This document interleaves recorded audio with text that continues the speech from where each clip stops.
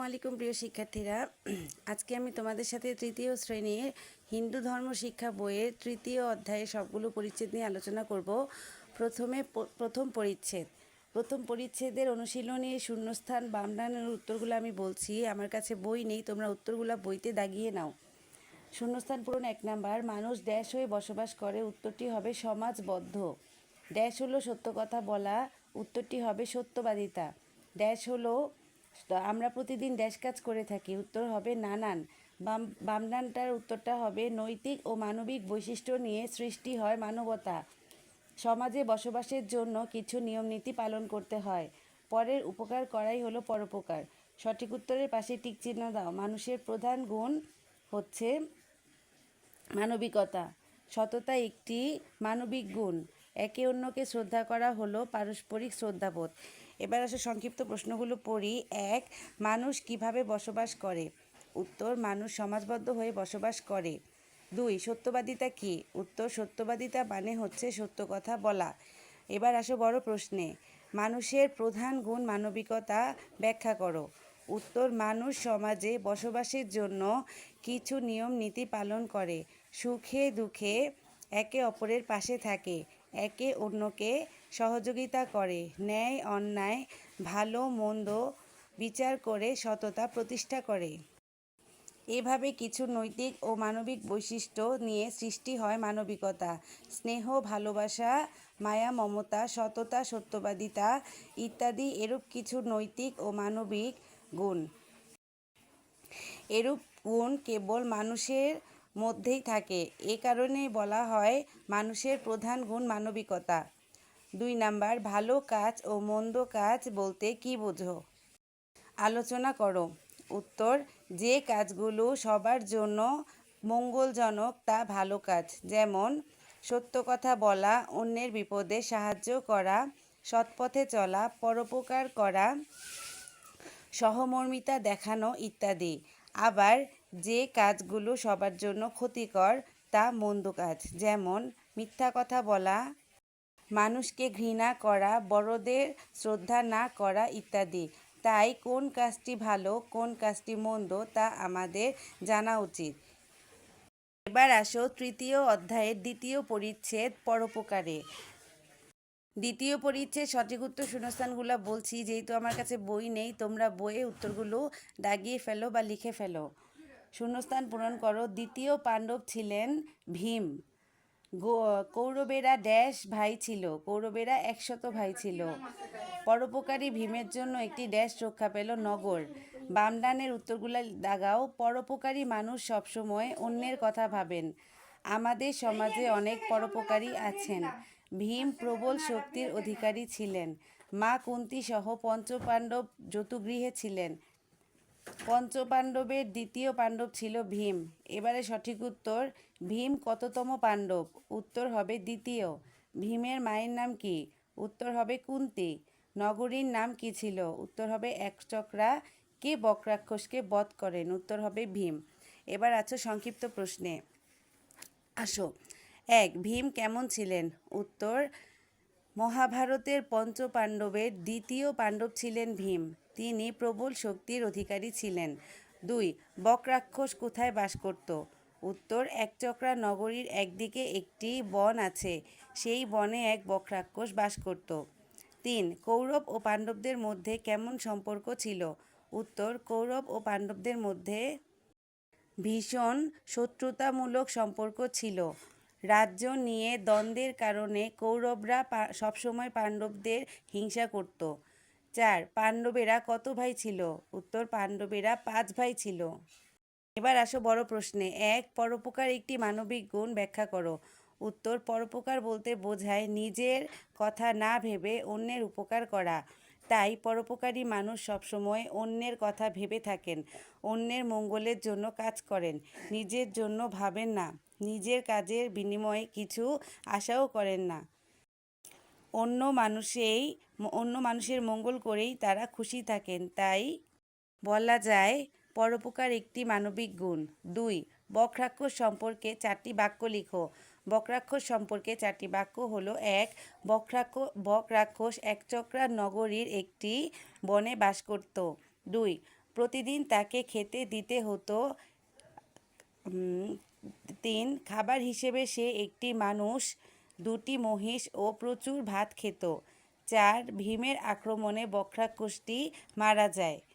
3 number, ভীমের পরোপকার উপাখ্যান থেকে শিক্ষা নিয়ে তোমার বিপদগ্রস্ত বন্ধুর উপকার কিভাবে করবে তা লিখো।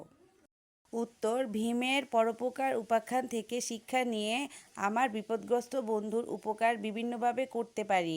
যেমন দরিদ্র বন্ধুকে নগদ অর্থ দিয়ে সাহায্য করতে পারি, স্কুলের বই খাতা কলম কিনে দিয়ে উপকার করতে পারি, কোনো বন্ধু অসুস্থ হলে ডাক্তারের কাছে নিয়ে যেতে পারি কিংবা সেবা করে সুস্থ করে তুলতে পারি। যে বন্ধু চোখে দেখে না তার পথ চলাচলে সাহায্য করতে পারি। এখানে চোখের পরে দেখে হবে, চোখে দেখে না তার পথ চলাচলে সাহায্য করতে পারি। এভাবে বিভিন্ন সহযোগিতার মাধ্যমে বিপদগ্রস্ত বন্ধুর উপকার করতে পারি। এবার আসো তৃতীয় পরিচ্ছেদে অনুশীলনী শূন্যস্থান বামনানগুলো আমি বলছি, তোমরা বইয়ে দাগাও, আমার কাছে বই নেই। যা সঠিক তাই ড্যাশ, যা সঠিক তাই হবে ন্যায়। ন্যায় হলো ড্যাশ, ভালো কাজ করা।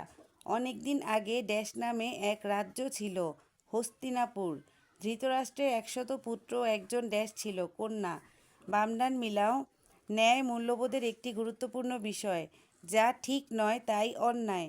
সুস্থ সমাজ গঠনে প্রয়োজন ন্যায় প্রতিষ্ঠা করা। চিত্রাঙ্গদ অবিবাহিত অবস্থায় মারা যান।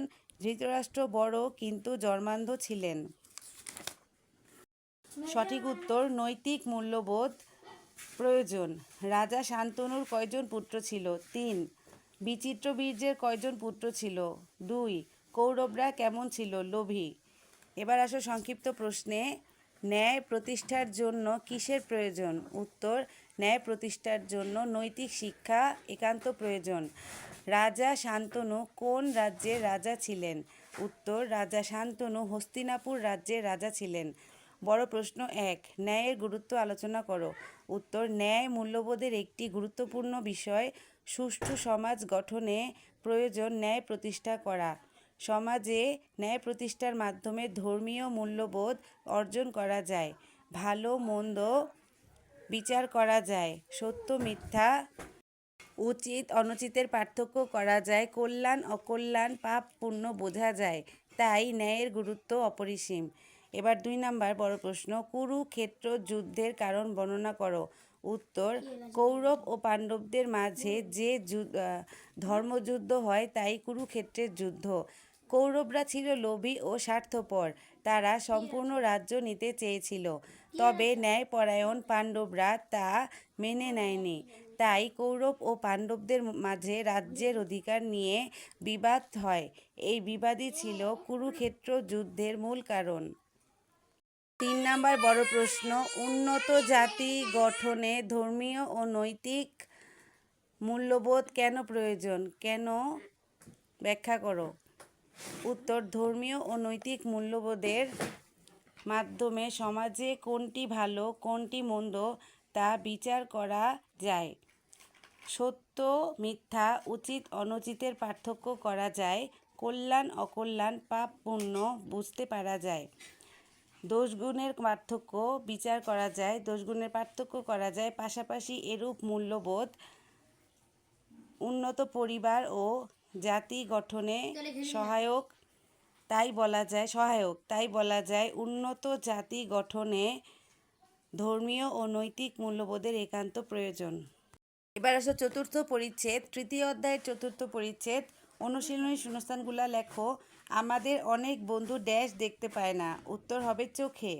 বিশেষ চাহিদা সম্পন্ন শিশুদের ড্যাশ করতে হবে। উত্তর হবে সাহায্য। সব ধরনের শিশুর ড্যাশ পড়ার অধিকার আছে, বিদ্যালয়ে। শুভ বন্ধুদের সাহায্যে ড্যাশ চালিয়ে যেতে লাগলো পড়াশোনা। বামনান দাগাও।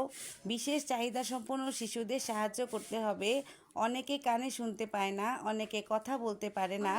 শ্রেণীকক্ষের বাইরে একজন নতুন শিক্ষার্থী বসে আছে, তারা শুভকে হাত ধরে পাশে নিয়ে বসতে দিল। সঠিক উত্তর, বিশেষ চাহিদা সম্পন্ন নতুন শিক্ষার্থীর নাম কি? শুভ। শুভর বিশেষ যোগ্যতা কি ছিল? ছবি আঁকা। এবার আসো সংক্ষিপ্ত প্রশ্ন 1। শুভ কী জন্য সবার প্রিয় হয়ে উঠল? উত্তর, শুভ ছবি আঁকার জন্য সবার প্রিয় হয়ে উঠল। 2। বিশেষ চাহিদা সম্পন্ন শিশুদের কোথায় পড়াশোনা করা উচিত? উত্তর, স্বাভাবিক শিশুদের সাথে বিশেষ চাহিদা সম্পন্ন শিশুদের বিদ্যালয়ে পড়াশোনা করা উচিত। একই শিক্ষা প্রতিষ্ঠানের পড়াশোনার পাশাপাশি বিদ্যালয়ের বিভিন্ন অনুষ্ঠানে তারা যেন অংশগ্রহণ করতে পারে সেদিকে লক্ষ্য রাখা উচিত। বড় প্রশ্ন 1। বিশেষ চাহিদা সম্পন্ন শিশু কারা?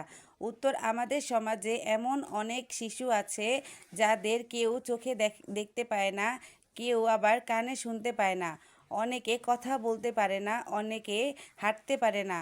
এদের প্রত্যেকের জন্য বিশেষ সহযোগিতা প্রয়োজন, তাই এরাই বিশেষ চাহিদা সম্পন্ন শিশু। বিশেষ চাহিদা সম্পন্ন শিশুর জন্য তুমি কি করবে? উত্তর, বিশেষ চাহিদা সম্পন্ন শিশুর জন্য আমি সর্বদা সাহায্য করব। যারা হাঁটতে পারে না তাদের চলাফেরায় চন্দ্রবিন্দু হবে সাহায্য করব। যারা দেখে লিখতে পারে না তাদের সাহায্য করব। যারা শ্রেণীকক্ষে পড়া শুনতে পায় না তাদের পড়া বোঝাতে সাহায্য করব।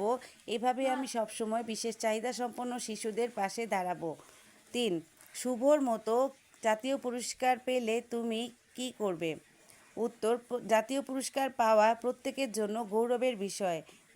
শুভর মতো জাতীয় পুরস্কার পেলে আমি অনেক আনন্দিত হব, নতুন কিছু করার জন্য অনুপ্রেরণা পাবো। যারা আমাকে এই পুরস্কার পেতে সাহায্য করেছে তাদের প্রতি কৃতজ্ঞ থাকব।